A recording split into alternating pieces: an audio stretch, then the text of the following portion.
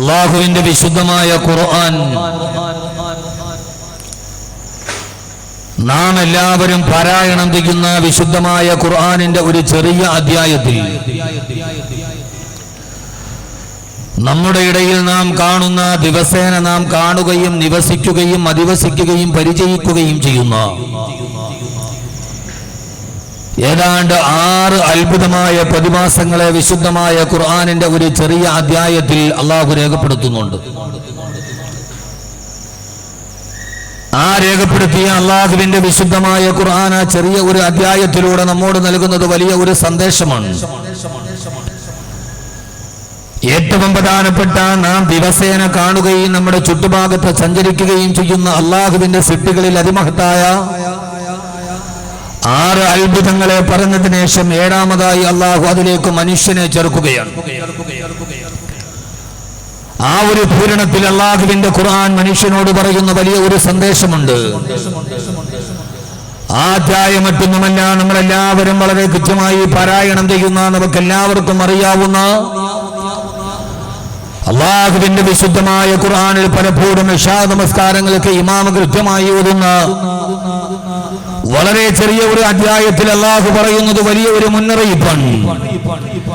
ഒരു പ്രത്യേക വിഷയമൊന്നും സൂചിപ്പിക്കാത്തത് കൊണ്ട് സമകാലീന ലോകത്തോട് ചേർന്ന് നിൽക്കുന്ന ഒരു വിഷയം അള്ളാഹുവിന്റെ ഖുർആനിന്റെ വെളിച്ചത്തിൽ ഞാൻ ഓർമ്മിപ്പിക്കുകയാണ് പ്രത്യേക നമ്മുടെ സമൂഹത്തോട്.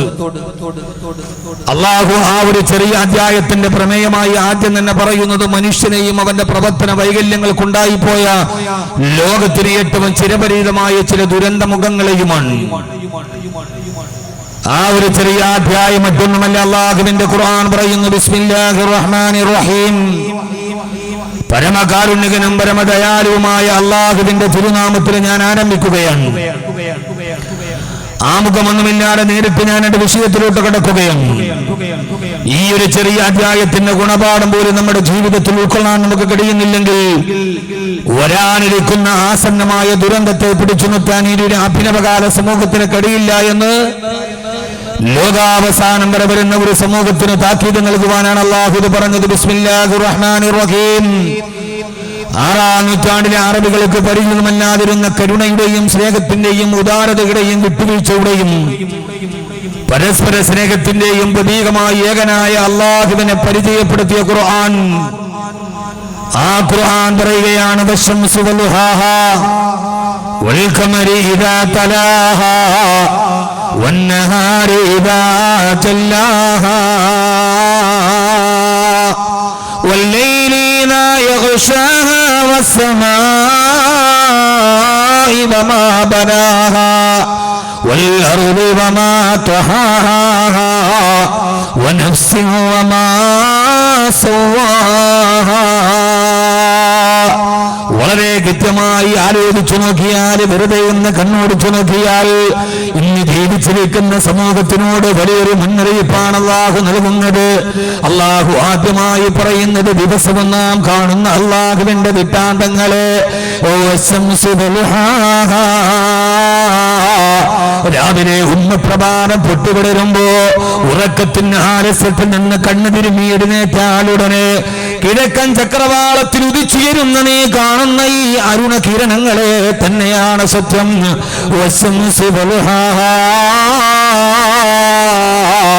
സൂര്യനെയും അതിന്റെ കിരണങ്ങളെ തന്നെയാണ് സത്യം.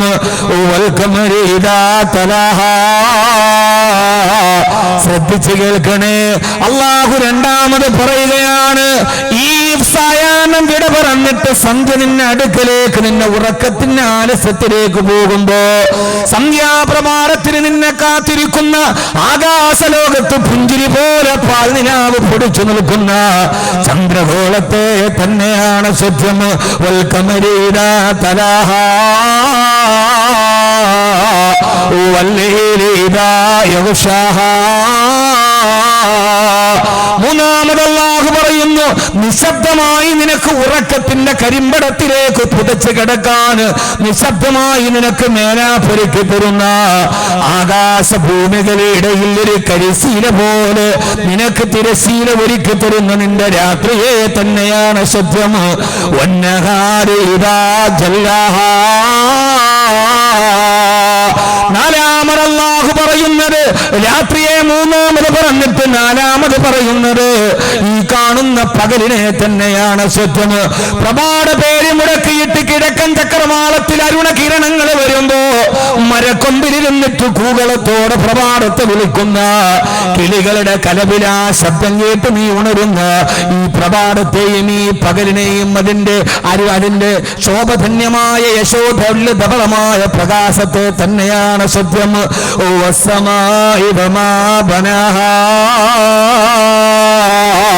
നിനക്ക് തണല് വിരിക്കുന്ന ആകാശത്തെ തന്നെയാണ് സത്യം. ആറാമത് അല്ലാഹു പറയുന്നു തൊട്ടിലുപോലെ നിന്നെ വിരിച്ചിരുത്തിയിട്ട് നിനക്ക് ഉറങ്ങാനും വിശ്രമിക്കാനും ഇടം നൽകിയ ഈ ഭൂമിഗോളത്തെ തന്നെയാണ് സത്യം. എന്തിനാണ് സഹോദരങ്ങളെ 6 അത്ഭുതങ്ങളെ അല്ലാഹു പറയുന്നത്? എന്തിനാണ്? വെറുതെ പറയുന്നതിന് അർത്ഥമില്ലല്ലോ. അല്ലാഹുവിന്റെ ഖുർആൻ എന്തിനാണ് 6 സത്യങ്ങളെ പറയുന്നത്? ആദ്യം പറയുന്നത് ഈ സൂര്യനെ, ചന്ദ്രനെ, രാത്രിയെ, പകലിനെ, ആകാശത്തെ, ഭൂമിയെ. ഏഴാമത് അല്ലാഹു അതിനോട് കൂട്ടിച്ചേർക്കുന്നതാണ് എന്നറിയുമോ? വനഫ്സിൻ വമാ സവ്വാഹാ. മനുഷ്യനെയും അവന്റെ ഹൃദയത്തെ നിയന്ത്രിക്കുകയും ചെയ്യുന്ന, ഇതിനെയെല്ലാം അതീശപ്പെടുത്തി കൊടുത്ത മനുഷ്യനെയും ആ മനുഷ്യനെ നിയന്ത്രിക്കുന്നവന്റെ ഹൃദയത്തെ നിയന്ത്രിക്കുന്ന, അവന്റെ ആത്മാവിനെ സന്നിവേശിപ്പിച്ച അല്ലാഹുവിനെ തന്നെയാണ് സത്യം. വനഫ്സിൻ, മനുഷ്യ ഹൃദയത്തെ തന്നെയാണ് സത്യം. എന്റെ പ്രിയപ്പെട്ട സഹോദരങ്ങളെ, സഹോദരിമാരെ, അല്ലാഹു ഈ അത്ഭുതങ്ങളോട്, ആകാശമെന്ന അത്ഭുതത്തോട്, ഈ ഭൂമി എന്ന വിസ്മയത്തോട്, ഈ പകലെന്ന് പറയുന്ന ലാളിത്യത്തോട്, ഈ രാത്രി എന്ന് പറയുന്ന ഭീകരതയോട്, ഈ സൂര്യൻ എന്ന് പറയുന്ന ഏറ്റവും വലിയ ദൈക്ഷണികതയോട് അല്ലാഹു ചോദ്യം പറഞ്ഞത് മനുഷ്യനെയാണ്. എന്നിട്ട് അല്ലാഹു പറയുന്ന അടുത്ത ആയത്തേതെന്നറിയുമോ? മനുഷ്യ ഫഅൽഹമഹാ ഫുജൂറഹാ വതഖ്വാഹാ, ഫഅൽഹമഹാ ഫുജൂറഹാ വതഖ്വാഹാ.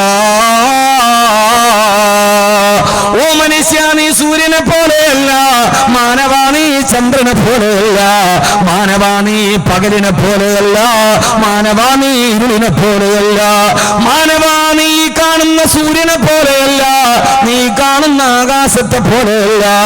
അല്ലാഹു നിനക്കൊരു ഹൃദയം നൽകിയിട്ടുണ്ട് എന്ന് മാത്രമല്ല, ഫഅൽഹമഹാ ഫുജൂറഹാ വതഖ്വാഹാ.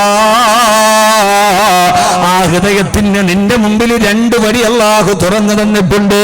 തെറ്റിന്റെ പാതയെയും സത്യത്തിന്റെ പാതയും അല്ലാഹു മനുഷ്യന്റെ മുമ്പിൽ തിരിച്ചു തന്നിട്ടുണ്ട്. അതുകൊണ്ട് സത്യത്തിന്റെ പാതയിലൂടെ സഞ്ചരിക്കണേ, ധർമ്മത്തിന്റെ പാതയിലൂടെ നിലനിൽക്കണേ. അല്ലാഹുവിന് ഇഷ്ടപ്പെട്ട വഴിയിലൂടെ സഞ്ചരിക്കേണ്ടതും മനുഷ്യന്റെ ബാധ്യതയാണെന്ന് അല്ലാഹുവിന്റെ വിശുദ്ധ ഖുർആൻ. ഈ പറഞ്ഞതിന്റെ അർത്ഥം എന്താണെന്നറിയോ? ഞാൻ നിങ്ങളോട് പറയുന്നത് എപ്പോഴും നമ്മൾ കേൾക്കുന്ന, നമ്മൾ അറിയേണ്ട ഒരു ചെറിയ അധ്യായത്തിന്റെ സാരാംശം നിങ്ങളോട് ഞാനിന്ന് പ്രസംഗത്തിൽ ഓർമ്മിപ്പിക്കുകയാ. അല്ലാഹു പറയുകയാണ്, എന്തിനെന്നറിയോ? മനുഷ്യ, നീ സൂര്യനെ പോലെയല്ല. സൂര്യൻ അല്ലാഹു ഒരൊറ്റ വഴിയെ പറഞ്ഞു കൊടുത്തിട്ടുള്ളൂ. രാവിലെ കിഴക്ക് നിന്നുദിക്കണേ, പടിഞ്ഞാറ് പോയി അസ്തമിക്കണേ. അല്ലാഹു വരച്ചു കൊടുത്ത വഴി ഏതാണോ ആ വഴിയിലൂടെ സഞ്ചരിക്കലാണ് സൂര്യന്റെ ചുമതല.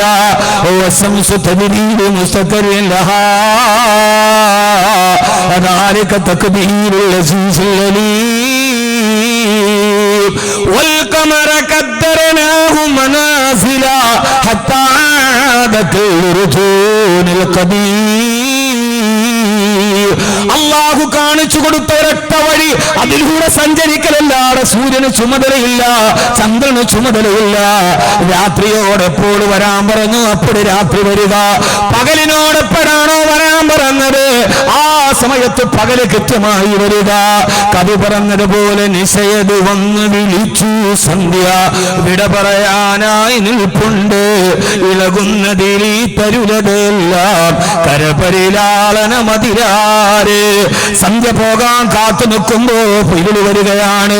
രാത്രി പോകാൻ വിട പറയാൻ നിൽക്കുമ്പോ കൃത്യമായി പകല് വരികയാണ്. അത് അതിനെല്ലാ കൃത്യമായ താളബോധങ്ങളും കൃത്യമായ സമയവും കൃത്യമായ വഴിയുമുണ്ട്. പക്ഷേ മനുഷ്യ, നീ അതുപോലെയല്ല.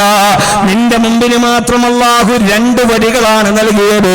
ഫഅൽഹമഹാ ഫുജൂറഹാ വതഖ്വാഹാ. 2 വഴിയുണ്ട് മനുഷ്യ നിന്റെ മുമ്പിൽ. ഒന്ന് നരകത്തിലേക്കുള്ള വഴി, മറ്റൊന്ന് സ്വർഗത്തിലേക്കുള്ള പാത. ഒന്ന് സത്യത്തിന്റെ പാത, മറ്റൊന്ന് അസത്യത്തിന്റെ പാത. ഒന്ന് ധർമ്മത്തിന്റെ പാത, മറ്റൊന്ന് അധർമ്മത്തിന്റെ പാത. ഒന്ന് കുഫറിന്റെ പാത, മറ്റൊന്ന് ഇസ്ലാമിന്റെ പാത. ഒന്ന് ഹക്കിന്റെ പാത, മറ്റൊന്ന് ബാത്തിലിന്റെ പാത. ഒന്ന് വെളിച്ചത്തിന്റെ പാത, മറ്റൊന്ന് ഇരുട്ടിന്റെ പാത. ഒന്ന് ജ്യോതിസിന്റെ പാത, ഒന്ന് തമസിന്റെ പാത. ഒന്ന് ഇസ്ലാമിന്റെ പാത, ഒന്ന് ബാത്തിലിന്റെ പാത. ഒന്ന് അല്ലാഹുവിന്റെ പാത, മറ്റൊന്ന് പിശാചിന്റെ പാത. ഒന്ന് മലക്കുകളുടെ പാത, ഒന്ന് അധാർമികതയുടെ പാത. ഒന്ന് അശ്ലീലത്തിന്റെ പാത, മറ്റൊന്ന് ശ്ലീലത്തിന്റെ പാത. ഇതിലൂടെ സഞ്ചരിക്കണമെന്ന് തീരുമാനിക്കേണ്ടത് നീയാണ്. ഇതിലൂടെ സഞ്ചരിച്ചാലും മാനവാ, നീ മറ്റുള്ളവരെ പോലെയല്ല. നീ സഞ്ചരിക്കേണ്ടത് കൃത്യമായ വഴിയിലൂടെയാവണം. ഹറാമിന്റെ വഴിയിലൂടെ പോകരുത്.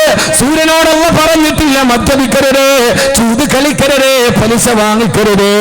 ഇത് ലോകത്ത് ബാധകമായ ഒരേ ഒരു സെറ്റ്, അത് അല്ലാഹുവിന്റെ ഏറ്റവും ഉത്തമനായ മനുഷ്യനാണ്.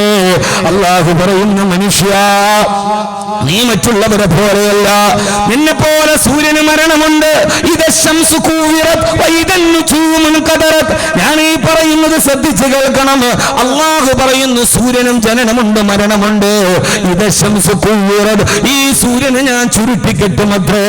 മനുഷ്യൻ മരിക്കുമ്പോൾ അവനെ കഫം തുണിയിൽ പായലിട്ട് ചുരുട്ടിക്കെട്ടുന്നത് പോലെ മാനവ സൂര്യനെ ഞാൻ ചുരുട്ടിക്കെട്ടി. അതിനും മരണമുണ്ട്, അതിനും അവസാനമുണ്ട്. പക്ഷേ നിന്നെ മരണം സൂര്യന്റെ മരണം പോലെയല്ല. നിനക്കൊരു മരണമുണ്ട്, അത് കഴിഞ്ഞിട്ടൊരു കബറുണ്ട്. ആ കബറിലൊരു ചോദ്യമുണ്ട്. അവിടെ നിന്ന് പിന്നെ ഒരു പുനരുത്ഥാന നാളില് ഏകനായ റബ്ബിന്റെ മുമ്പിൽ വിചാരണയുണ്ട്. ഖഹാറായ റബ്ബിന്റെ മുമ്പിൽ, ജബ്ബാറായ റബ്ബിന്റെ മുമ്പിൽ, ഏകാധിപതിയായ റബ്ബിന്റെ മുമ്പിൽ, സർവാധിപതിയായ റബ്ബിന്റെ മുമ്പിൽ, കളിമണ്ണിൽ നിന്ന് നീ കാണുന്ന പച്ച മണ്ണിൽ നിന്ന് നിന്നെ പടച്ചെടുത്ത റബ്ബിന്റെ മുമ്പിൽ നിന്നെ എഴുന്നേൽപ്പിച്ച് നിർത്തിയിട്ടൊരു വിചാരണയുണ്ട്. ആ വിചാരണക്കപ്പുറം ഒരു ഹിസാബുണ്ട്. ഹിസാബ് കഴിഞ്ഞിട്ടൊരു മീസാനുണ്ട്. മീസാൻ കഴിഞ്ഞിട്ടൊരു സിറാത്തുണ്ട്. സിറാത്ത് കഴിഞ്ഞിട്ടൊരു സ്വർഗ നരകം നിന്നെ കാത്തു നിൽക്കുന്നുണ്ട്. അതുകൊണ്ട് മാനവാ, ഏറ്റവും വലിയ അനന്തമായ ഒരു യാത്രയുടെ തുടക്കത്തിലാണ് നീ ഭൂമിയിലുള്ളത്. അതുകൊണ്ട് ഇന്നാ ഹദൈനാഹു സബീൽ ഇമ്മാ ശാകിറൻ വ ഇമ്മാ കഫൂറാ. മനുഷ്യന്റെ മുമ്പിൽ ഞാൻ 2 വഴികൾ തിരിച്ചു വന്നിട്ടുണ്ട്. എവിടെയാണ് സഞ്ചരിച്ചിട്ട് എവിടെയാണ് എത്തേണ്ടതെന്ന് തീരുമാനിക്കേണ്ട സ്വാഭാവികമായ ഒരു ബുദ്ധി ഞാൻ നിനക്ക് നൽകിയിട്ടുണ്ട്. ഫജഅൽനാഹു സമീഅൻ ബസീറാ.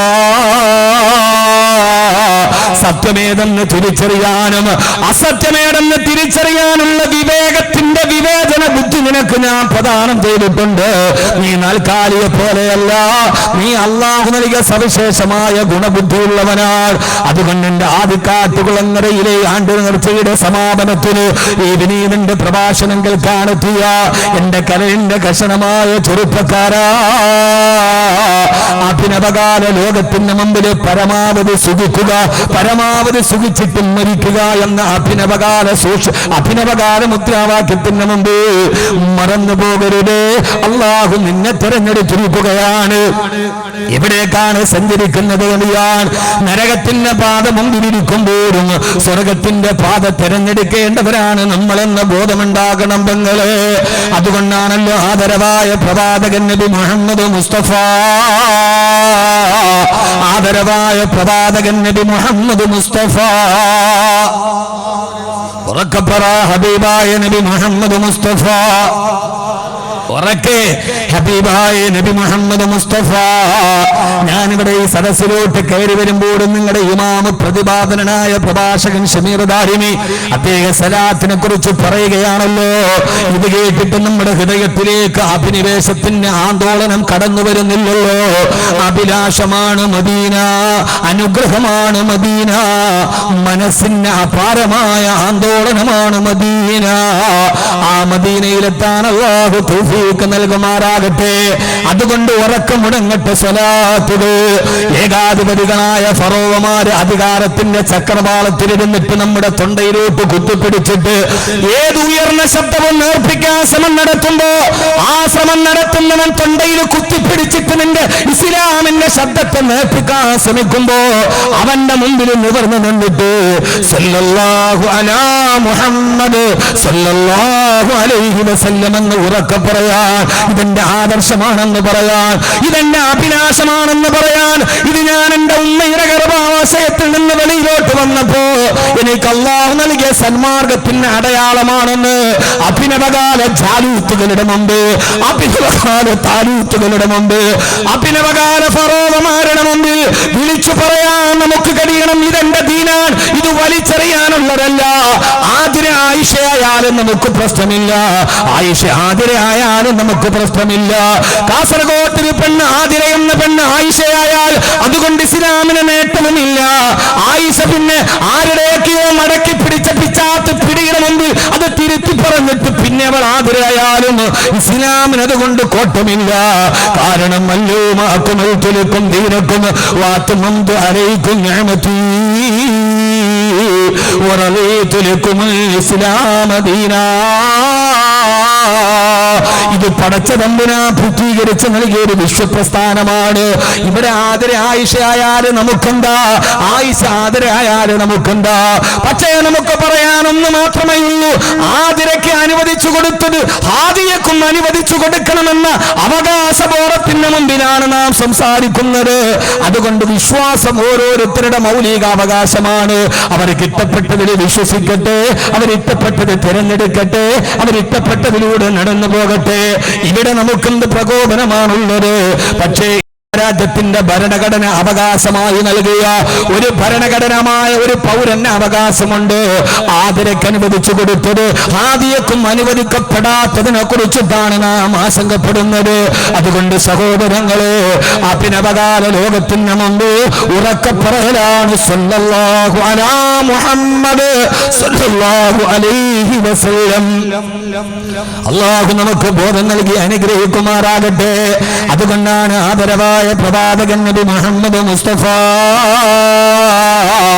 ആദരവായ പ്രവാചകൻ നബി മുഹമ്മദ് മുസ്തഫ സല്ലല്ലാഹു അലൈഹി വസല്ലം ഒരു ദിവസം സഹാബത്തിനോട് പറഞ്ഞത്, സഹാബ, നിങ്ങളെല്ലാവരും നരകത്തിലേക്ക് പോകാൻ പാകത്തിൽ നിന്നപ്പോ നിങ്ങളെ നരകത്തിൽ നിന്ന് മോചിപ്പിക്കാനല്ലോ അല്ലാഹു എന്നെ ഈ മക്കയിലോട്ട് നിയോഗിച്ചത്.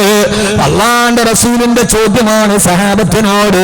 കള്ളുകുടിയും വ്യഭിചാരവും എന്ന് വേണ്ട, ഒരു പുരോഗമന സമൂഹം കേട്ടാൽ അറച്ചു നിൽക്കുന്ന അധാർമികതയുടെയും അസുലത്തിന്റെയും അടയാളമായി മക്കാ ഖുറൈശികൾ മുഴുവനും ഒരു നരകവാതിൽ തുറന്നു നിൽക്കുമ്പോഴാണ് അവർക്ക് സ്വർഗത്തിന്റെ വാതിൽ തുറന്നു കൊടുക്കാൻ ആകാശത്തു നിന്ന് തീരുമാനം വന്നത്. ആമിനയുടെ മുത്തുമോൻ ഭുജാതനായത് സല്ലല്ലാഹു അലൈഹി വസല്ലം. അല്ലാഹുവിന്റെ റസൂൽ പറഞ്ഞ സഹാബത്തിനോട്, സഹാബ, ഞാൻ വരുന്ന സമയത്ത് നിങ്ങൾ നരകത്തിലേക്ക് പോകാൻ കാത്തു നിൽക്കുകയാണ്. ആ സമയത്ത് നിങ്ങൾക്ക് സ്വർഗത്തിന്റെ വാതിൽ ഞാൻ തുറന്നു തന്നില്ലയോ?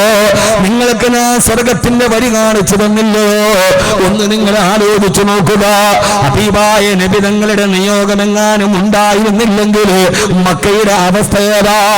ആ കാലഘട്ടത്തിലെ മക്കയുടെ അവസ്ഥയെ കുറിച്ച് പറയുന്നത്, കഅബാലയത്തിന്റെ മത്താഫിലെ ചാരി നിന്നിട്ട് കഅബാലയത്തിലെ മക്കാ മുശ്രിക്കുകൾ ഉത്സവം നടത്താറുണ്ട്.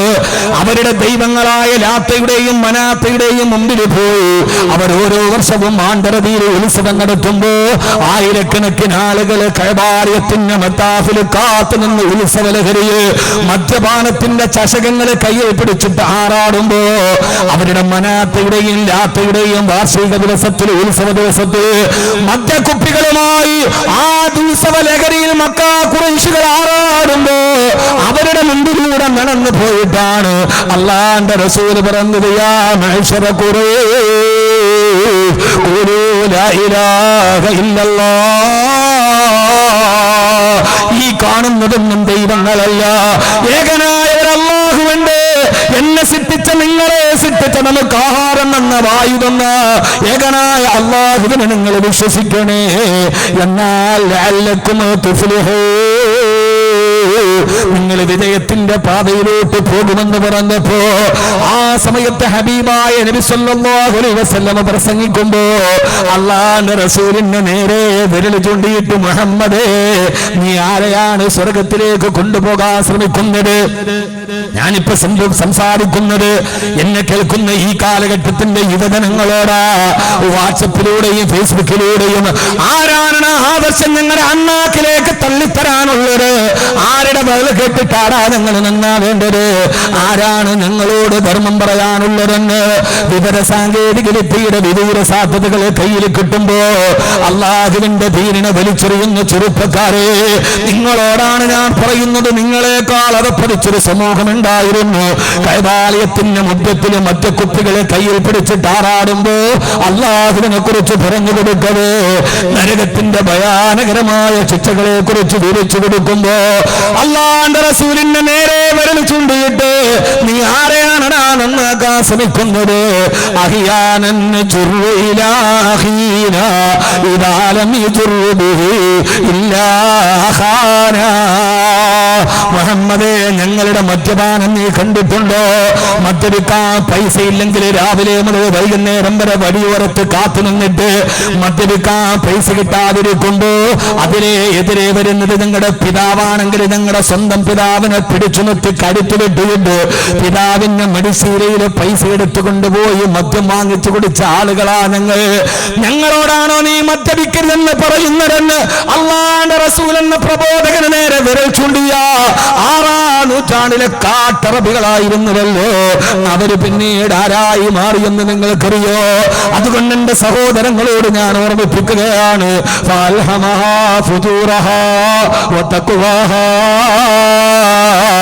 രണ്ട് വഴിയും അല്ലാഹു നമ്മുടെ മുമ്പിൽ നൽകിയിട്ടുണ്ട്.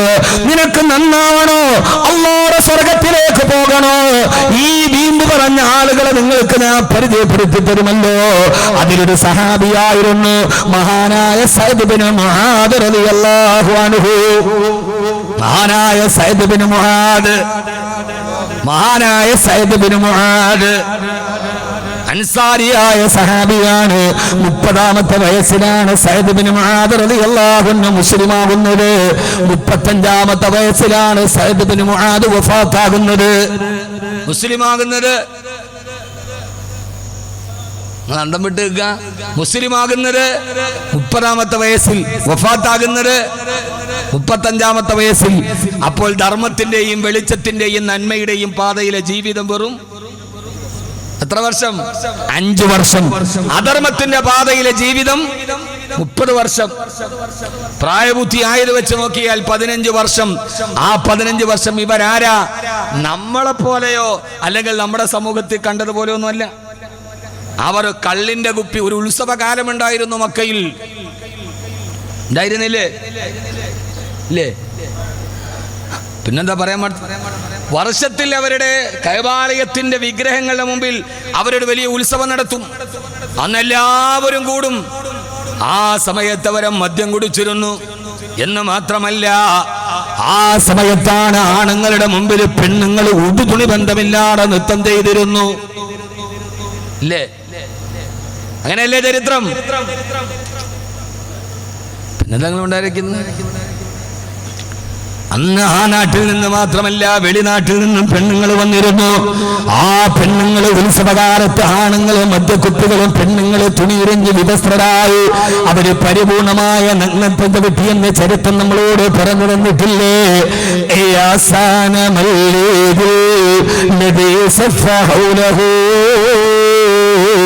സനാദീദു മിൻ വഫദിൻ ബൈദിൻ വമിൻ ഖുർബി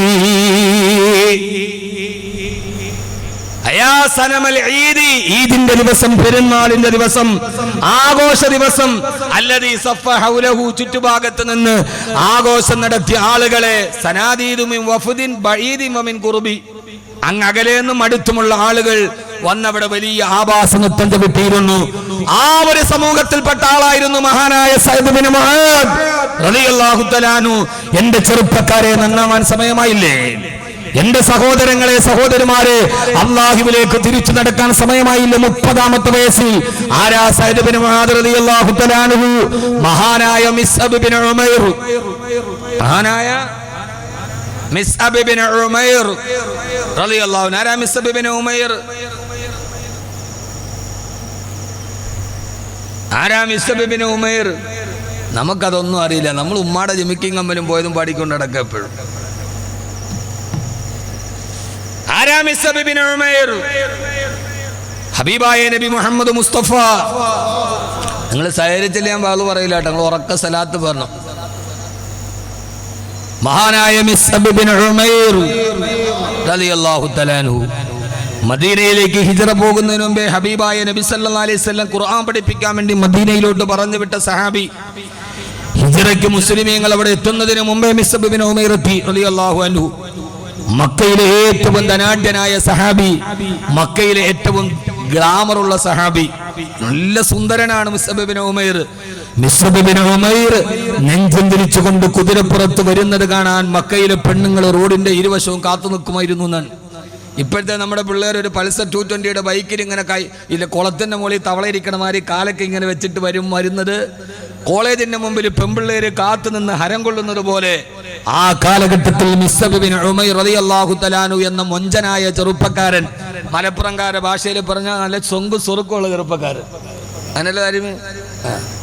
ഒരു മലപ്പുറം ഭാഷയുണ്ട്, സൊങ്കു സുറുക്കു എന്ന് പറയും. അവർ നല്ല സൊങ്കുണ്ട് സുറുക്കുണ്ട് ഓനെ കാണാൻ. അവരുടെ ഭാഷ വലിയ രസമാണ്. എനിക്ക് നീയും നിനക്ക് ഞാനും എന്ന് നമ്മൾ പറഞ്ഞെങ്കിൽ 12 അക്ഷരം ഉണ്ട്. അവർ പറഞ്ഞാൽ 4 അക്ഷരമേ ഉള്ളൂ. ഇജ്ജിനിച്ചും ഇച്ചിനിച്ചും തീർന്നു.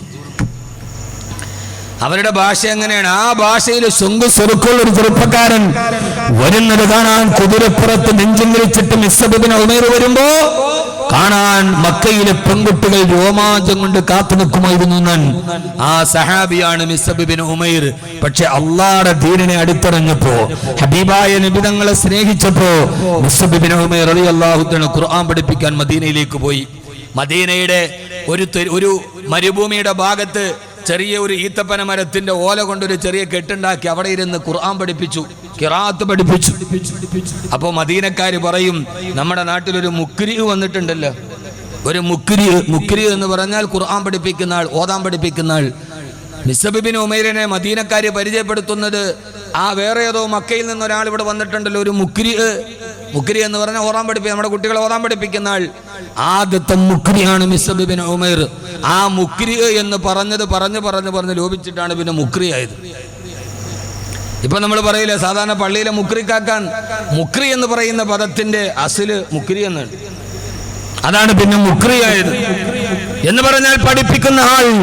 തന്റെ നാട്ടിലേക്ക് ആദ്യമായി മക്കയിൽ നിന്ന് ഒരാൾ വന്ന ഒരു ചെറുപ്പക്കാരൻ.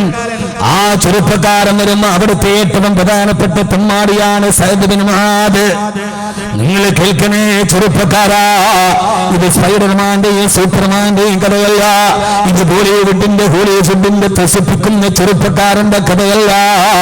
അങ്ങനെ മക്കയിൽ നിന്ന് അല്ലാഹുവിന്റെ റസൂൽ നബി മുഹമ്മദ് മുസ്തഫ സല്ലല്ലാഹു അലൈഹി വസല്ലമയുടെ ആഹ്വാനപ്രകാരം മക്കയിൽ നിന്ന് സർവ്വതും ഉപേക്ഷിച്ചിട്ട് ഏറ്റവും സുന്ദരനായ സുമുഖനായ മഹാനായ മിസ്അബ് ഇബ്നു ഉമൈർ റളിയല്ലാഹു തആല മദീനയിൽ തങ്ങളുടെ നാട്ടിലോട്ട് വന്ന് അവിടെ ഒരു മദ്രസ ഉണ്ടാക്കി മദീനയിലെ ആളുകൾക്ക് ഖുർആൻ പഠിപ്പിച്ചു കൊടുത്തപ്പോ ആ മദീനയിലെ ഏറ്റവും ഒരു വലിയ അധാർമികരമായ പാതയിലൂടെ നടന്ന ചെറുപ്പക്കാരനാ മഹാനായ സഅദ് ബിൻ മുആദ് റളിയല്ലാഹു തആല അൻഹു. ഖുർആൻ പഠിപ്പിക്കുന്ന മിസ്അബ് ഇബ്നു ഉമൈറിനെ കൊല്ലാൻ വാള് മൂരി നടന്ന ചെറുപ്പക്കാരനായിരുന്നു സഅദ് ബിൻ മുആദ്. പക്ഷേ 30ാമത്തെ വയസ്സിൽ മഹാനായ മിസ്അബ് ഇബ്നു ഉമൈർ റളിയല്ലാഹു തആല ഖുർആൻ പഠിപ്പിക്കുന്നത് ഒരു ദിവസം കേട്ടുപോയി മഹാനായ സഅദ് ബിൻ മുആദ്. ആ ഖുർആനിന്റെ വശ്യമധുരമായ രാഗം കേട്ടപ്പോ, വശ്യമധുരമായ ഈണം കേട്ടപ്പോ, അല്ലാഹുവിന്റെ ഖുർആൻ കേട്ടപ്പോ സഅദ് ബിൻ മുആദ് മിസ്അബ് ഇബ്നു ഉമൈർ റളിയല്ലാഹു അൻഹുവിന്റെ അടുക്കൽ പോയി ഖുർആൻ പഠിക്കാൻ തുടങ്ങി. ആരാണ് ചെറുപ്പക്കാരാ? ഖുർആൻ പഠിപ്പിക്കുന്ന മിസ്അബിനെ കൊല്ലാൻ ഉരുപ്പിടിച്ച വാളുമായി നടന്ന മിസ്അബ് സഅദ് ബിൻ മുആദ് റളിയല്ലാഹു തആല അല്ലാഹുവിന്റെ റസൂലിന്റെ അടുക്കൽ പോയി അശ്ഹദു അല്ലാ ഇലാഹ ഇല്ലല്ലാഹ് വഅശ്ഹദു അന്ന മുഹമ്മദർ റസൂലുള്ളാഹ് ഹബീബായ നബി തങ്ങളുടെ അടുക്കലേക്ക് നിന്ന് മുസ്ലിമായതിനു ശേഷം ഇസ്ലാമിലേക്ക് കടന്നു വന്നത് 30ാമത്തെ വയസ്സിലാ. പിന്നെയുള്ള 5 വർഷക്കാലം തന്റെ ദീനിലേക്ക് കടന്നു വന്ന് അള്ളാഹുവിന്റെ സ്വർഗത്തിന്റെ പാതയിലേക്ക് കടന്നു വന്ന പിന്നെയുള്ള 5 വർഷം സംഭവബഹുലമാ. പിന്നെയാണ് ബദർ യുദ്ധം നടക്കുന്നത്. ആ സമയത്ത് അല്ലാഹുവിന്റെ റസൂൽ സഹാബത്തിനെ വിളിച്ചു നിർത്തിയിട്ട് ആരാണ് ബദർ യുദ്ധത്തിന് എന്റെ കൂടെ വരാൻ തയ്യാറുള്ളതെന്ന് ചോദിക്കവേ അതേവരെ സത്യത്തിന് വേണ്ടി പോരാടി പരിചയമില്ലാത്ത സഹാബത്ത് മുഴുവനും മിണ്ടാതിരുന്നപ്പോ മഹാനായ സയ്യിദ് ബിൻ മുആദ് റളിയല്ലാഹു തആല എഴുന്നേറ്റ് നിന്നിട്ട് നബിയേ യാ റസൂലല്ലാഹ് അല്ലാഹുവിന്റെ ദീനിന് വേണ്ടി ഞങ്ങളുടെ കുതിരകളുമായിട്ട് കടലിലോട്ട് എടുത്തു ചാടാൻ അങ്ങ് പറഞ്ഞാൽ ആ കടലിന്റെ തിരമാലകളിലേക്ക് കുതിരയുമായിട്ട് എടുത്തു ചാടാൻ ഞങ്ങൾ അങ്ങയുടെ പുറകിലുണ്ടാകുമെന്ന് നെഞ്ചത്ത് വെച്ചിട്ട് അല്ലാഹുവിന്റെ റസൂലിനോട് പറഞ്ഞ മഹാനായ സയ്യിദ് ബിൻ മുആദ് റളിയല്ലാഹു തആല അൻഹു എന്റെ പ്രിയപ്പെട്ട സഹോദരങ്ങളെ സയ്യിദ് ബിൻ മുആദ് റളിയല്ലാഹു തആല ആണ് യൂഫ്രട്ടീസ് നദിയുടെ തീരത്ത് നിന്ന് പറഞ്ഞത് യൂഫ്രട്ടീസ് തിരമാലകളാണ് അടിക്കുന്ന യൂഫ്രട്ടീസ് നദിയുടെ മുമ്പിൽ ചെന്ന് നിന്നിട്ട് അല്ലാഹുവിന്റെ റസൂൽ എന്നോണെങ്ങാനും ഈ തിരമാല കടന്നിട്ട് മറുഭാഗത്തേക്ക് പോകാൻ പറഞ്ഞാൽ യൂഫ്രട്ടീസേ നിന്റെ മുകളിലെ തിരമാലകളെ മറികടന്നിട്ട് അല്ലാഹുവിന്റെ ദീനുമായിട്ട് ഞാൻ എന്റെ ഭാര്യയെ വിട്ട് മക്കളെ വിട്ടിട്ട് ലോകം മുഴുവനെ സഞ്ചരിക്കുമെന്ന് യൂഫ്രട്ടീസ് നദിയുടെ തിരമാലകളെ നോക്കിയിട്ട് കഥ പറഞ്ഞ മഹാനായ സയ്യിദ് ബിൻ മുആദ് റളിയല്ലാഹു തആല 5 വർഷക്കാലം അല്ലാഹുവിന്റെ റസൂലിന്റെ കൂടെ നിഴലായി നടന്ന് സയ്യിദ് ബിൻ മുആദ് അവസാനം ഈ സഹാബി 35ാമത്തെ വയസ്സിൽ വഫാത്തായപ്പോ അല്ലാഹുവിന്റെ റസൂൽ പറഞ്ഞു സയ്യിദ് ബിൻ മുആദ് ഷഹീദായി തഹറക്കലി മൗതുഹി അർശുർ റഹ്മാൻ സയ്യിദ് ബിൻ മുആദ് വഫാത്തായപ്പോ അല്ലാഹുവിന്റെ അർശ് പോലും വിറച്ചുപോയി. അത്രയേറെ അല്ലാഹുവിന്റെ അർശിന് പോലും പ്രിയപ്പെട്ടവനായിരുന്നു എന്റെ സയ്യിദ് നബിയുനാ റസൂലുള്ളാഹ് സല്ലല്ലാഹു അലൈഹി വസല്ലമ. അതുകൊണ്ട് നവകാല ക്ഷുഭിത യൗവനങ്ങളോട് ഞാൻ ചോദിക്കുകയാ, വയസ്സ് 20 കഴിഞ്ഞില്ല മോനെ, 25 കഴിഞ്ഞില്ല മോളെ, 30 വർഷമായിട്ട് അല്ലാഹുവിന്റെ ആഹാരം കഴിച്ച് അല്ലാഹുവിന്റെ വായു ശ്വസിച്ച് പടച്ചറബ് തന്ന അനുഗ്രഹങ്ങൾ മുഴുവനും വാരിക്കോരി തന്ന റബ്ബിന്റെ ആയുസ്സും കൊണ്ട് ഇവിടെ ജീവിക്കാൻ തുടങ്ങിയിട്ട് എത്ര കാലമായി പെങ്ങളെ? ഇതേവരെ നാളെ മരിച്ചാൽ അടുത്ത നിമിഷത്തിൽ നമ്മളെങ്ങാനും ഈ ലോകത്ത് നിന്ന് വിട പറന്നു പോയാൽ അല്ലാഹുവിന് ഇഷ്ടപ്പെട്ടവനായി സ്വർഗത്തിന്റെ വാതിൽ തുറന്നു പോകാൻ 30 വർഷത്തെ നമ്മുടെ ജീവിതം കൊണ്ട് കഴിഞ്ഞിട്ടുണ്ടോ? 25 വർഷത്തെ നമ്മുടെ ജീവിതം കൊണ്ട് കഴിഞ്ഞിട്ടുണ്ടോ? ഇല്ല എന്നാണ് ഉത്തരമെങ്കിൽ വെറും 5 വർഷം കൊണ്ട് ഈ ലോകത്ത് നിന്ന് വിട പറയുമ്പോ അല്ലാഹുവിന്റെ അർശ് പോലും വിറക്കുന്ന രീതിയിൽ അല്ലാഹു തന്ന ജീവിതത്തിൽ 5 വർഷത്തെ കർമ്മയോഗ്യമാക്കിയ മഹാനായ സയ്യിദ് ബിൻ മുആദ് റളിയല്ലാഹു അൻഹുവിനെ പോലെ ജീവിതത്തിലൊരു തിരിച്ചുവരവിന് തയ്യാറാവുക, ഹൃദയത്തെ നന്നാക്കുക. ഏത് വഴിയിലൂടെ ആകട്ടെ, എത്രയേറെ ആധാർമികതയിലൂടെ നടന്നവനാണെങ്കിലും ഈ നിമിഷം ഒരു മാനസാന്തരം ഉണ്ടാകുമോ? എന്നാൽ ഖദ് അഫ്ലഹ മൻ സക്കാഹാ വഖദ് ഖാബ മൻ ദസ്സാഹാ. അടുത്ത ആയത്തിൽ അല്ലാഹു പറയാണ്, ഈ ഹൃദയത്തെ ആര് നന്നാക്കിയോ, ആരുടെ ഹൃദയമാണോ നന്മയുടെ വിളനിലമായത്, അവനാണ് അല്ലാഹുവിന്റെ സ്വർഗത്തിന്റെ വാതിൽ തുറന്നു കൊടുക്കുക. അല്ലാഹു നമുക്ക് ആ ഹൃദയത്തെ നന്നാക്കി തരട്ടെ. ആമീൻ പറയും. 5 വർഷം കൊണ്ട് 30 വർഷം അധാർമിക ജീവിതം, 5 വർഷം സത്യത്തിന്റെ ജീവിതം, 5 വർഷം കൊണ്ട് വഫാത്തായപ്പോൾ റബ്ബിന്റെ അർശ് പോലും വിറച്ചു. എങ്കിൽ എന്തുകൊണ്ട് നമുക്കാവില്ല? നമുക്കാവില്ലേ? നമുക്കാവില്ലേ? 5 വർഷം സ്വർഗം. അതുകൊണ്ട് ഞാൻ എന്നോടും നിങ്ങളോടും ഞാൻ ഓർമ്മിപ്പിക്കുകയാണ്, ഒരു ആണ്ട് നേർച്ച നടന്നു, വകല് കഴിഞ്ഞു, എല്ലാം കഴിഞ്ഞു, എന്താ ബാക്കി എന്ന് ചോദിച്ചാൽ ബലൂൺ കച്ചവടക്കാരൻ്റെ ബലൂൺ തീർന്നു എന്ന് മാത്രം ഉത്തരം കിട്ടിയിട്ട് കാര്യമില്ല. ആണ്ട് നേർച്ചയൊക്കെ കഴിഞ്ഞു, എന്താ ബാക്കി? ബലൂൺ കച്ചവടക്കാരന് നല്ല കോളായിരുന്നു. ഓരോ ആണ്ട് നേർച്ചയിലും ഇവിടെ 100 സയ്യിദ് ബിൻ മുആദ് ഉണ്ടാവണം. ഓരോ ആണ്ട് നേർച്ച കഴിയുമ്പോഴും 100 ഉമർ ഉണ്ടാവണം. മാനസാന്തരത്തിന്റെ പ്രതീകമായി മഹിതമായ ലോകത്തിന് മാന്യമായ ഒരു മാതൃക കാണിച്ചു കൊടുത്ത സയ്യിദനാ ഉമർ ഇബ്നുൽ ഖത്താബ്, ഉറക്കെ പറ, സയ്യിദനാ ഉമർ ഇബ്നുൽ ഖത്താബ് റളിയല്ലാഹു തആല അൻഹു. അതുകൊണ്ട് സഹോദരങ്ങളെ, ഒരു സഅദ് ഇബ്നു മുആദ് ആവാൻ നമുക്ക് കഴിയണം. സഹാബത്തിനെ സമത്തോളം അവരെല്ലാം നരകത്തിന്റെ മുമ്പിലായിരുന്നു. വകുന്തും അലാ ശഫാ ഹുഫറത്തിൻ മിനൻ നാരി ഫഅൻഖദകും മിൻഹാ. നമ്മൾ മനസ്സിലാക്കേണ്ടത്, അബൂബക്കർ റളിയല്ലാഹു അൻഹു എന്ന് പറഞ്ഞാൽ, അബൂബക്കർ റളിയല്ലാഹു തആല അൻഹു മുസ്ലിം ആകുന്നതിന് മുമ്പേ നല്ല പ്രകൃതത്തിൽ ജീവിച്ച ആളാണ്. ഉമർ റളിയല്ലാഹു അൻഹു, ഹംസത്തുൽ കറാർ, ഇവരൊന്നും ഒരു നല്ല ജീവിതത്തിന്റെ ഉടമകളായിരുന്നില്ല. അവരെ കുറിച്ച് ഖുർആൻ പറയുന്നത്, നമ്മൾ വിചാരിക്കുന്നത് സഹാബീന്ന് കേട്ടപ്പോ സ്വർഗം നെറ്റിയിലൊട്ടിച്ചിട്ട് വന്നവരല്ല. വകുന്തും അലാ ശഫാ ഹുഫറത്തിൻ മിനൻ നാരി ഫഅൻഖദകും മിൻഹാ. നിങ്ങളെല്ലാം നരകത്തിലേക്ക് വീഴാൻ അതിന്റെ വരിയിൽ പോയി നിന്നവരല്ലേ. ഫഅൻഖദകും മിൻഹാ, ആ നരകത്തിൽ നിന്ന് നിങ്ങളെ പിടിച്ച് ഞാൻ സ്വർഗത്തിൽ എത്തിച്ചില്ലേ എന്ന് ഖുർആൻ ചോദിക്കുന്നുണ്ട്. നമ്മളിപ്പോൾ ഏതാണ്ട് നരകത്തിന്റെ മുമ്പിലാണ്. നരകം നമ്മുടെ പോക്കറ്റിലാവോളമുണ്ട്, നരകം നമ്മുടെ വീട്ടിലാവോളമുണ്ട്, നരകം നമ്മുടെ ചുറ്റുപാടുകളിൽ ആവോളമുണ്ട്, നരകം നമ്മുടെ കൂടെ തന്നെയുണ്ട്, അല്ലേ? നരകം നമ്മുടെ ചുറ്റുപാടുകളിലുണ്ട്. മദ്യം, മയക്കുമരുന്ന്, കഞ്ചാവ്, ലഹരി എന്നു വേണ്ട, ലോകം ഒരു വലിയ അപകടത്തിലേക്ക് പോവുകയാണ്. വലിയ അപകടത്തിലേക്കാണ് സഹോദരങ്ങളെ നിങ്ങൾ നടന്നു പോകുന്നത്, നിങ്ങൾക്ക് അറിയുന്നില്ല. നമ്മുടെ അടൂരിനെയും പ്രാന്തപ്രദേശത്തെയും സംബന്ധിച്ചിടത്തോളം കേൾക്കുന്ന വാർത്തകളൊന്നും അത്രയേറെ നല്ല വാർത്തകളല്ല. ആണോ? നിങ്ങളുടെ നാടിന്റെ കാര്യം പറഞ്ഞപ്പോൾ അങ്ങനെ തലയാട്ടാൻ ഒരു വൈമനസ്യം പോലെ. കൃത്യമായി നാടിന്റെ നാനാഭാഗത്ത് സ്ഥിരമായി കേൾക്കുന്ന ചില വാർത്തകൾ നമ്മുടെ നാടുകളിലും നമ്മുടെ പ്രാന്തപ്രദേശങ്ങളിലും നമ്മൾ കേട്ടുകൊണ്ടേയിരിക്കുന്നു. 8 തിരിയാട് സ്കൂൾ വിദ്യാർത്ഥിനിയെ കൂട്ടം ചേർന്ന് പീഡിപ്പിച്ചിട്ട് വലിച്ചെറിഞ്ഞത് ഈ നാട്ടിൽ നിന്നൊരു വെളിപാടകലെയാണ്. കഴിഞ്ഞ വർഷമാണെന്ന് എനിക്ക് തോന്നുന്നു. എല്ലാത്തിലും ഈ അടൂര് നഗരത്തിലാണ് രാവിലെ പട്രോളിംഗ് ഇറങ്ങിയ പോലീസ് കടത്തിണ്ണയിൽ കിടക്കുന്ന ഒരു പാവപ്പെട്ട വൃദ്ധയായ ഒരു അമ്മയെ കണ്ടത്. അടൂര് പോലീസിനോട് ചോദിച്ചറിയാം. ആ അമ്മ 8 മക്കളെ പെറ്റ അമ്മയാണത്രേ. 8 മക്കളെയും വിളിച്ചു വരുത്തി പോലീസ്. 8 മക്കളും പറഞ്ഞു, അമ്മയെ ഞങ്ങൾക്ക് വേണ്ട. അമ്മയെ, വൃദ്ധയായ അമ്മയെ, രാവിലെ മരം കൊച്ചുന്ന തണുപ്പത്ത് കിടന്ന അമ്മയെ ഞങ്ങൾക്ക് വേണ്ട. പോലീസ് ഉദ്യോഗസ്ഥർ ചോദിച്ച അമ്മയെ 8 മക്കളും ഒറ്റ സ്വരത്തിൽ നിങ്ങളെ വേണ്ട എന്ന് പറയാൻ ഈ 8 മക്കളോട് നിങ്ങൾ എന്ത് തെറ്റാണ് ചെയ്തത്? അടൂരിലെ അമ്മ പറഞ്ഞ ഒരു വാക്കുണ്ട്. പിറ്റേ ദിവസം ഞാൻ ഈ വാർത്ത വായിച്ചു. നിങ്ങൾ വായിച്ചോന്ന് എനിക്കറിയില്ല. വായിച്ചോ? ഇല്ല. ചെറുപ്പക്കാര് വായിച്ചോ? പത്രം എടുത്ത ഇതൊക്കെ വായിക്കണം. ഇല്ല, വൈവാഹിക പങ്ക്തി മാത്രം നോക്കിയാൽ പോരാ.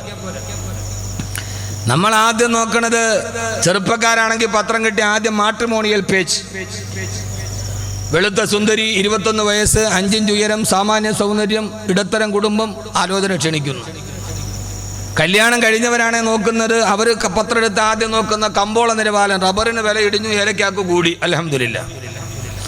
പെണ്ണുങ്ങളാണെങ്കിൽ പിന്നെ പത്രം എടുത്ത് ആദ്യം നോക്കുന്നത് സ്വർണത്തിന്റെ നിലയിൽ മാറ്റമില്ല. അങ്ങനെ അവരവർക്ക് ഇഷ്ടപ്പെട്ട ചില പതിവ് വാർത്തകളുണ്ട്. പെണ്ണുങ്ങൾ സ്വർണത്തിന്റെ വിലയെ നോക്കൂ എന്നും പറയും. 10 രൂപ കുറഞ്ഞു, 1 ഗ്രാം മേടിക്കാൻ വിളയിൽ കാശ് ഉണ്ടാവില്ല. അത് പറയലവർക്കൊരു ആനന്ദമാണ്. ആ വാർത്ത കണ്ടിട്ട് ഞാൻ അത്ഭുതപ്പെട്ടു പോയി. അമ്മേ, 8 മക്കളോട് നിങ്ങൾ എന്ത് തെറ്റാണ് ചെയ്തതെന്ന് ചോദിച്ചപ്പോ അമ്മ പറഞ്ഞ മറുപടി, പൊന്നു സാറേ, ഞാൻ ഒരൊറ്റ തെറ്റേ ചെയ്തിട്ടുള്ളൂ. എന്റെ 68 വയസ്സിന്റെ ജീവിതത്തിന്റെ ഉള്ളിൽ 8 പ്രാവശ്യം മരണത്തിന് സമാനമായ വേദന ഞാൻ സഹിച്ചിട്ടുണ്ട്. ഈ 8 എണ്ണത്തിന് ഞാൻ പ്രസവിച്ചപ്പോ. അമ്മ പറഞ്ഞ മറുപടിയാണ്, 8 പ്രസവത്തിന്റെ വേദന ഞാൻ അനുഭവിച്ചു ഈ മക്കളെ.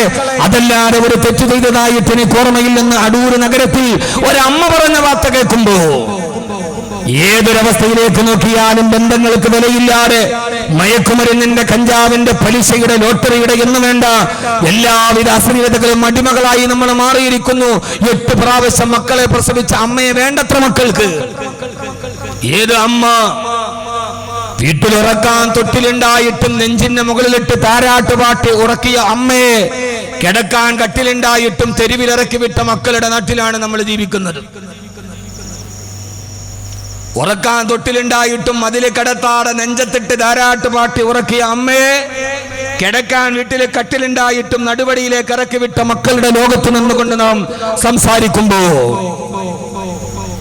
കഞ്ചാവുകളുടെയും മാഫിയകളുടെയും ലഹരികളുടെയും താവളമായി നമ്മുടെ നാട് മാറുമ്പോ മാതാപിതാക്കളെ നിങ്ങളുടെ മനസ്സ് കുതിരുന്നില്ലയോ നിങ്ങളുടെ മക്കളെ ഓർത്ത്?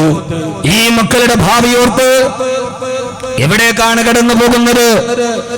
ഏത് ഭാഗത്തേക്കാണ് തിരിച്ചു വരണ്ടേ? നമുക്ക് കേരളം കേൾക്കുന്ന വാർത്തകൾ ഏതൊക്കെയാണ്?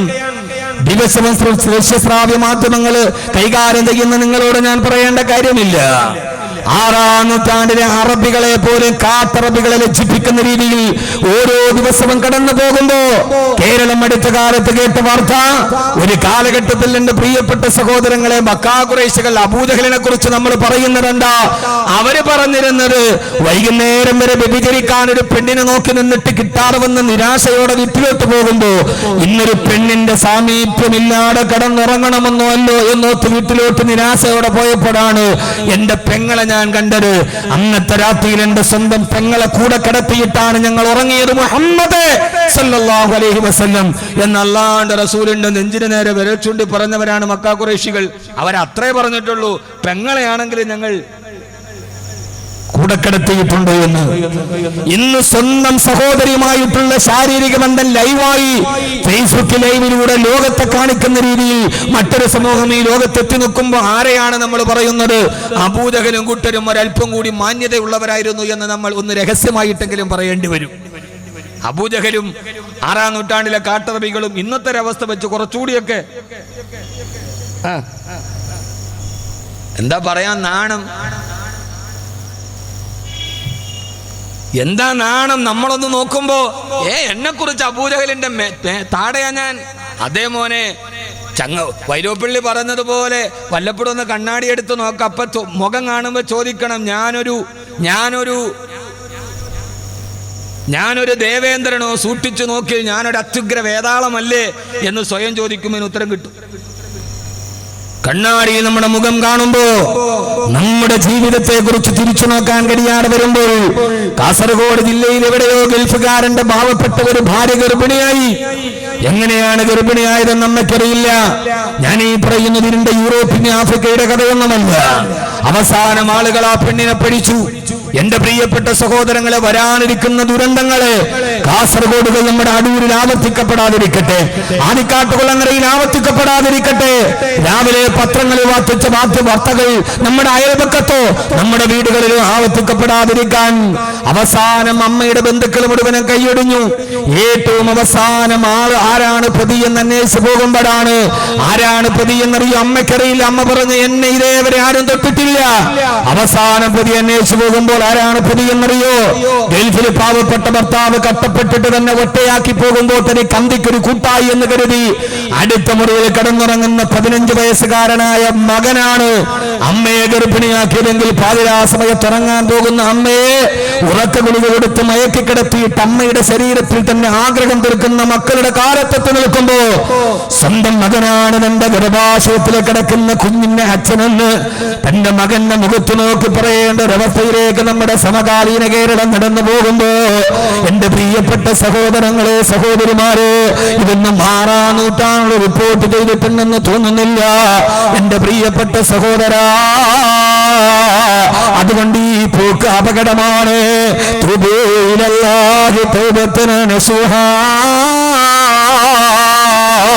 അല്ലാഹുവിലേക്ക് തിരിച്ചു നടക്കണേ, ഏകനായ റബ്ബിലേക്ക് തിരിച്ചു നടക്കണേ, അല്ലാഹുവിലേക്ക് തൗബ ചെയ്ത് മടങ്ങണേ. അതിനൊന്നും ഏറെ സമയം വേണ്ട ചെറുപ്പക്കാരാ. ആദരവായ പ്രവാചകൻ നബി മുഹമ്മദ് മുസ്തഫ, ഉറക്കപ്പറ, ആദരവായ പ്രവാചകൻ നബി മുഹമ്മദ് മുസ്തഫ സല്ലല്ലാഹു അലൈഹി വസല്ലം ഇപ്പോഴും ഒരു പ്രത്യാശയുടെ വാക്ക് ഞാൻ പറയാൻ. ഒരു പ്രത്യാശയുടെ വാക്ക് ഞാൻ ഓരോരു ലോട്ടറി എടുത്തവനാകട്ടെ, പലിശ മേടിച്ചവനാകട്ടെ, കള്ളു കുടിച്ചവനാകട്ടെ, വ്യഭിചരിച്ചവനാകട്ടെ, നിനക്കൊരു സമയമുണ്ട്. ആ സമയം ഇപ്പോഴാണ്. നിരാശപ്പെടണ്ട. തെറ്റ് ചെയ്യാത്തവരാരുമില്ല. ഉണ്ടോ? തെറ്റ് ചെയ്യാത്തവരാരേലും ഉണ്ടോ? ഈ തെറ്റ് ചെയ്യുന്നോടൊക്കെ നീയൊക്കെ നരകത്തിൽ പോകൂടാ, നിന്നെ അള്ള ഇട്ട് കരിക്കൂടാന്നല്ല പറയേണ്ടത്.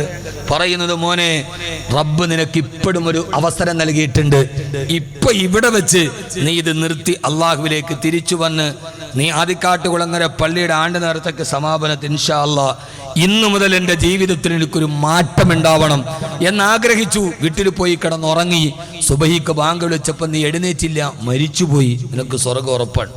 എന്നാൽ ഒരു സുബഹി പോലും അവൻ നിസ്കരിച്ചിട്ടുമില്ല. ഉണ്ടോ ഉണ്ടോ മനുഷ്യന്മാരെ? പറഞ്ഞ മനസ്സിലായില്ല? വാള് പറയുന്ന എല്ലാ ഉസ്താദന്മാരോടും ഞാൻ ഓർമ്മിപ്പിക്കാൻ, നീ നരകത്തിലാണെന്നല്ല. അല്ലാഹു ഗഫൂറൻ, അവൻ റഹീമൻ. ഇപ്പോ ഇവിടെ വെച്ച് പലിശ മേടിച്ചിട്ടുണ്ട്, അപകടമാണ്. പലിശയുടെ ഒരു അംശമെങ്കിലും നിന്റെ വയറ്റിൽ ചെന്നാൽ കുല്ലു മാലിന നബത മിനൽ ഹറാമി ഫന്നാറു ഔലാ ബിഹി. കുല്ലുമാലിൻ നബത മിനൽ ഹറാം, നിഷിദ്ധമായ ഹറാമിൽ നിന്ന്, പലിശയുടെയോ ലോട്ടറിയുടെയോ സമ്പാദ്യത്തിൽ നിന്ന് ആരെങ്കിലും ഒരൽപ്പം ഒരു അണുമണി തൂക്കമെങ്ങാനും വെട്ടിച്ചു പോയാൽ ഫന്നാറു ഔലാ ബിഹി, അവൻ നരകത്തിന്റെ ഉടമയാണെന്ന് നബി മുഹമ്മദ് മുസ്തഫ. 1000 നിന്നുണ്ട്, 10,000 നിന്നുണ്ട്, പലിശയുടെ പൈസയിൽ നിന്ന്, ലോട്ടറിയുടേതാകട്ടെ പലിശയുടേതാകട്ടെ, മിസ്കാലു ദർറ, ഒരു അണുമണി തൂക്കമെങ്ങാനും വയറ്റിന്റെ ഉള്ളിൽ പോയാൽ മതി. പിന്നെ നിന്റെ നിസ്കാരം സ്വീകരിക്കില്ല, പിന്നെ നിന്റെ ഹജ്ജ് സ്വീകരിക്കില്ല, പിന്നെ നീ ഉഹദ് മലയോളം ദാനം ചെയ്താലും അല്ലാഹു സ്വീകരിക്കില്ല. ഒരാള് പലിശയുടെ 1 രൂപയുടെ ഭക്ഷണം അവൻ കഴിച്ചിട്ടുണ്ടെങ്കിൽ ശ്രദ്ധിച്ചു കേൾക്കുക, അല്ലാഹു നിഷിദ്ധമാക്കിയ ഹറാമാക്കിയ പലിശയുടെ 1 രൂപ അവന്റെ വയറ്റിൽ പോയി. അതിന്റെ അന്നേ ദിവസം അവൻ 1 കോടി രൂപ ഈ ആദിക്കാട്ടുകുളങ്ങര പള്ളിക്ക് കൊണ്ടുവന്ന് ദാനം ചെയ്താലും അല്ലാഹു സ്വീകരിക്കില്ല കേട്ടോ. അതുകൊണ്ട് നിന്റെ പലിശയുടെ 1 രൂപ മറികടക്കില്ല കേട്ടോ. കാരണം എന്താ? ഇന്നമാ യതഖബ്ബലുല്ലാഹു മിനൽ മുത്തഖീൻ, സൽക്രമങ്ങൾ അല്ലാഹു സ്വീകരിക്കുന്നത് മുത്തഖീങ്ങളുടെ കയ്യിൽ നിന്ന് മാത്രമാണ്. അതുകൊണ്ട് പലിശ വലിയ ഭയാനകരമാണ്. അത് പിശാചിന്റെ മാന്ത്രിക വിദ്യയാണ്.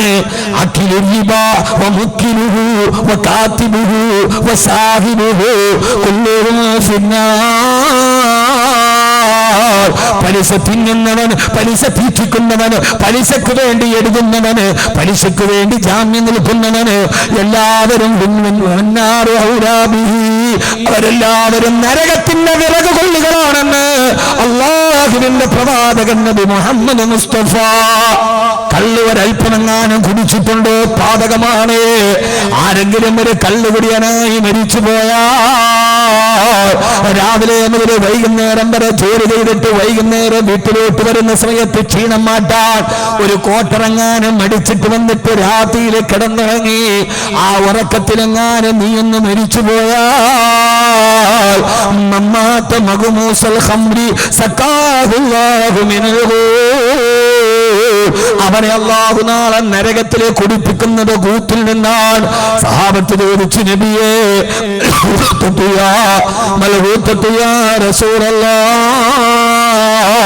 നബിയെ ഹൂത്തെന്ന് പറഞ്ഞാൽ എന്താണ് നബിയെ? ഹബീബായ നബി തങ്ങൾ പറഞ്ഞു കൊടുത്ത മറുപടി ഹൂത്തം എന്നറിയോ?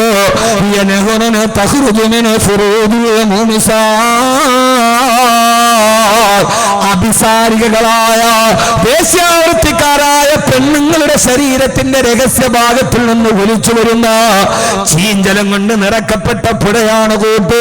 മദ്യപാനിയായി മരണപ്പെട്ടു പോയവന് അല്ലാഹു നാളെ കൊടുക്കുന്നത് ഈ പുഴയിൽ നിന്നാണെന്ന് നബി മുഹമ്മദ് മുസ്തഫ. നമ്മുടെ നാട്ടിലെ പള്ളിയുടെ ഖബർസ്ഥാനിലെ ഖബറടക്കപ്പെട്ട എത്രയെത്ര ആളുകളെ കാത്തിരിക്കുന്നത് ഈ ദുരന്തമാണ്.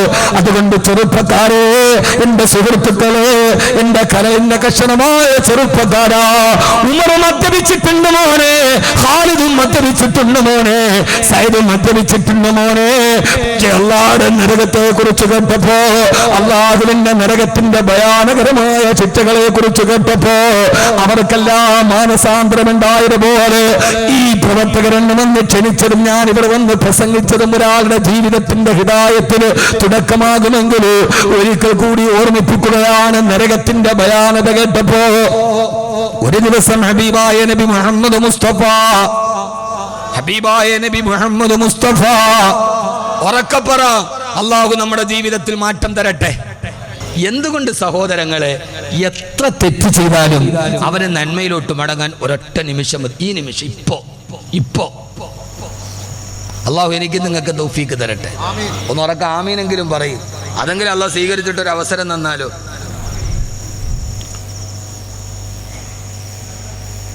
എന്തുകൊണ്ട് ഞാൻ നിങ്ങൾക്കൊരു ചെറിയൊരു കഥ പറഞ്ഞുതരാം. ഒരു ചെറിയ സംഭവം നമ്മുടെ ജീവിതത്തിൽ പെട്ടെന്ന് നമുക്കത് ഉൾക്കൊള്ളാൻ കഴിയും. ഇപ്പോൾ ഒരു വഅളാണ്, ഇവിടെ വെച്ചിട്ട് നമ്മൾ നന്നായാൽ. ഹബീബായ റസൂലുള്ളാഹി സ്വല്ലല്ലാഹി അലൈഹി വസല്ലം നരകത്തെക്കുറിച്ച് പ്രസംഗിച്ചുകൊണ്ടിരിക്കുകയാണ്. നരകത്തിൽ തേളുകളുണ്ട്, നരകത്തിൽ പാമ്പുകളുണ്ട്, നരകത്തിന്റെ തേളുകളെ കുറിച്ച്, പാമ്പുകളെ കുറിച്ച്, നരകത്തിന്റെ തീയെ കുറിച്ച് അല്ലാഹുവിന്റെ റസൂൽ പ്രസംഗിക്കുകയാണ് മദീനത്തെ പള്ളിയിൽ. നരകത്തിന്റെ ഭയാനകരമായ അവസ്ഥകളും ഭീമാകാരമായ തേളുകളെ കുറിച്ച്. നരകത്തിലുണ്ട് ആഴമേറിയ കുണ്ടുകൾ, വിഷം ചീറ്റും പാമ്പുകൾ, ഉഗ്രന തേളുകൾ. വർഷം 1000 എത്തിയാലും തന്നെ അത് കുത്തിയ വേദന മാറുകില്ലേ പൊന്നേ. മഹാനായ തടവാ ഉസ്താദ് നമ്മോട് പറഞ്ഞു തന്നതുപോലെ ആ നരകത്തെ കുറിച്ച് അല്ലാഹുവിന്റെ റസൂൽ പ്രസംഗിച്ചു കൊണ്ടിരിക്കവേ അതുവരെ ഒരു തെമ്മാടിയായ മനുഷ്യൻ കടന്നുപോയി. നാളെ തെമ്മാടികൾക്ക് നരകത്തിന്റെ ഭയാനകരമായ ശിക്ഷ കേട്ടപ്പോ അയാൾ വല്ലാതെ പേടിച്ചു പറച്ചുപോയി. ആ സദസ്സിൽ വന്നയാള് കേൾക്കാനിരുന്ന് റോഡിലൂടെ നടന്നു പോയതാ. ഇപ്പൊ തന്നെ ഞാൻ ഇവിടെ പ്രസംഗിക്കുമ്പോ ഈ തിരക്കേറിയ വഴിയിലൂടെ യാത്ര ചെയ്യുന്ന പലരും ഇവിടെ കയറാറില്ലേ? അതേപോലെ പ്രസംഗം കേൾക്കാമെന്നതല്ല, നടന്നു പോകുന്ന വഴിയിലെ ഹബീബായ നബി തങ്ങളുടെ പ്രസംഗം കേട്ട് കയറി വന്നതാൽ അയാൾ വന്ന സദസ്സിലുള്ളൂ. ഹബീബായ നബി തങ്ങളായ തോടി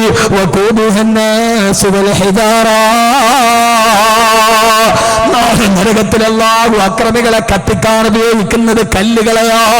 കല്ലിന് പോലും തീ പിടിക്കുന്ന ചൂടാണ് നരകത്തിനെന്നായ തോന്നിയപ്പോ ആ സഹാബി ആ മനുഷ്യൻ, തെമ്മാടിയായ മനുഷ്യൻ ബോധരഹിതനായി താഴേക്ക് വീണു. അല്ലാഹുവിന്റെ റസൂൽ പോയി താങ്ങിയെടുത്ത് മടിയിലേക്ക് കിടത്തി. ഹബീബായ നബി തങ്ങളെ മെല്ലെ ഇങ്ങനെ തട്ടി എഴുന്നേൽപ്പിക്കുമ്പോ അല്ലാഹുവിന്റെ റസൂലിന്റെ പവിത്രമായ കരത്തിലേക്ക് ചേർത്ത് പിടിച്ചിട്ട് അയാള് പറഞ്ഞു, നബിയേ, എനിക്ക് നരകം കേട്ടിട്ട് പേടിയാവുന്നു നബിയേ. ഞാൻ എന്റെ ജീവിതത്തിൽ വലിയ തമ്മാടിത്തരങ്ങൾ ചെയ്തവനാ. അശ്ഹദു അല്ലാ ഇലാഹ ഇല്ലല്ലാഹ് വഅശ്ഹദു അന്ന മുഹമ്മദർ റസൂലുള്ളാഹ്. ലോകത്തിലെ ഏറ്റവും പവിത്രമായ കരതലങ്ങളിലേക്ക് ചേർത്ത് പിടിച്ചു.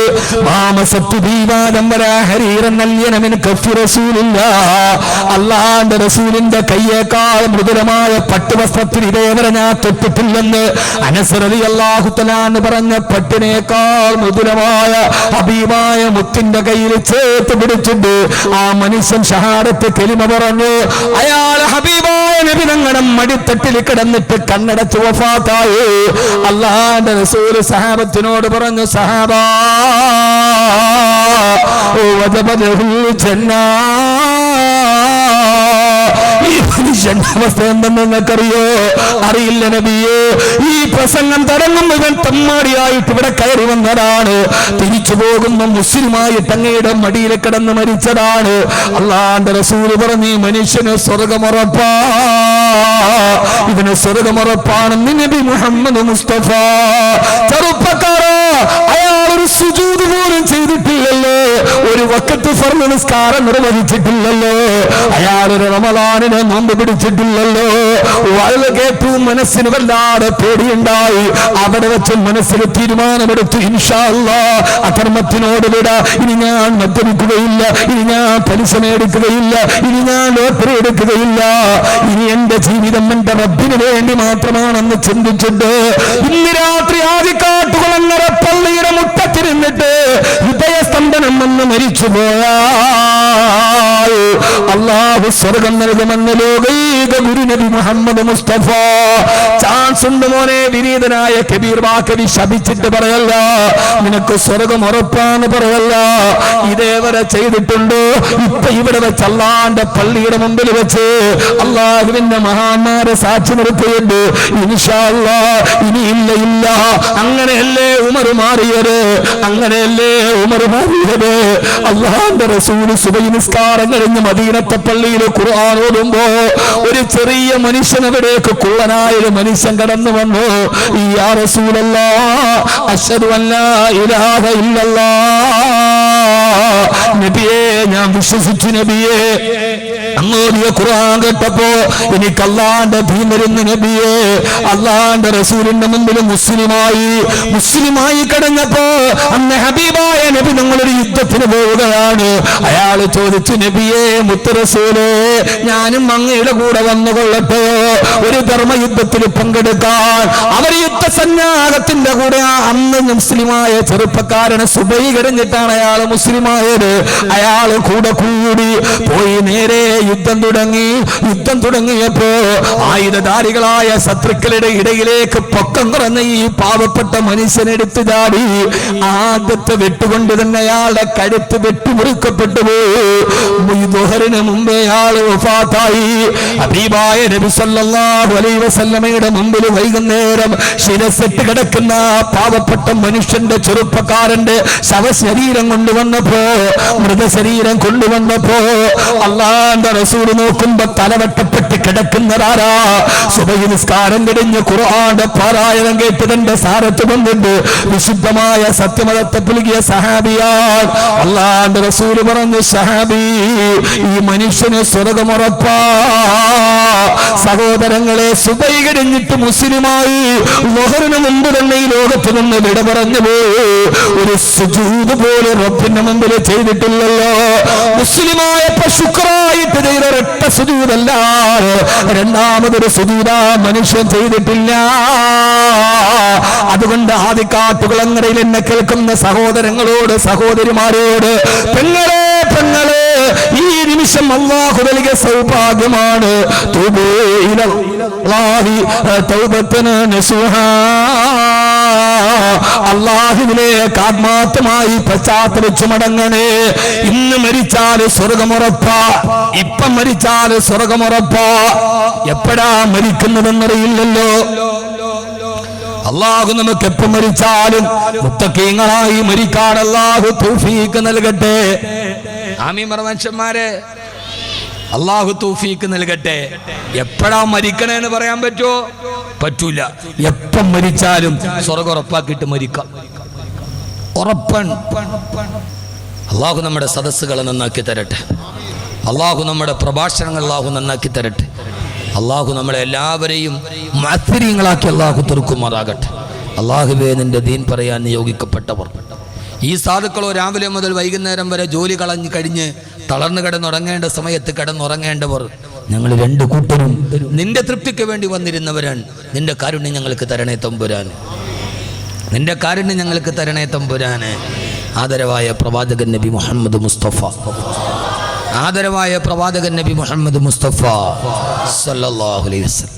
അതുകൊണ്ട് ഒന്നും നിൽക്കരുത്. റബ്ബ് രണ്ട് വഴി, എതിലെ വേണേലും സഞ്ചരിക്കാം. നരകത്തിന്റെ വഴിയെങ്കിൽ നരകത്തിൽ, സ്വർഗത്തിന്റെ വഴിയെങ്കിൽ സ്വർഗത്തിൽ. ഫഅൽഹമഹാ ഫുജൂറഹാ വതഖ്വാ ഖദ് അഫ്ലഹ മൻ സക്കാഹാ വഖദ് ഖാബ മൻ ദസ്സാഹാ. നല്ല വഴിയിലൂടെ പോയവൻ വിജയിച്ചു.